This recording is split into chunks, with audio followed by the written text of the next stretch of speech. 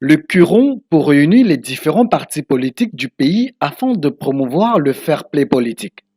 C'est l'objectif que s'est fixé Mamadou Diallo et ses amis en organisant la première édition du tournoi des partis politiques. Ce tournoi des partis politiques a été lancé dans le but de réunir les entités politiques autour du ballon afin de leur rappeler que l'on peut être dans les partis politiques différents, être des adversaires politiques, voir la marche de notre pays de façon différente et se retrouver en frères tout en mettant de côté les passions et fanatismes qui peuvent souvent sous-tendre les positions politiques des uns et des autres.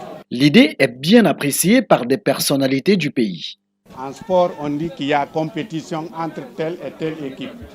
Il va falloir que sur le plan électoral, que les formations politiques aussi intègrent le terme de compétition plutôt d'affrontement, qu'on vive ensemble et que les compétitions électorales soient des compétitions pour choisir les meilleurs des Guinéens pour diriger le pays.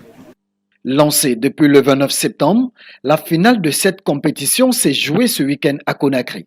Et c'est le PADES, Parti des démocrates pour l'espoir, qui a remporté face à l'équipe de la nouvelle génération pour la République, le NGR. Une impression de satisfaction, de fierté pour notre grand parti, le Parti des démocrates pour l'espoir.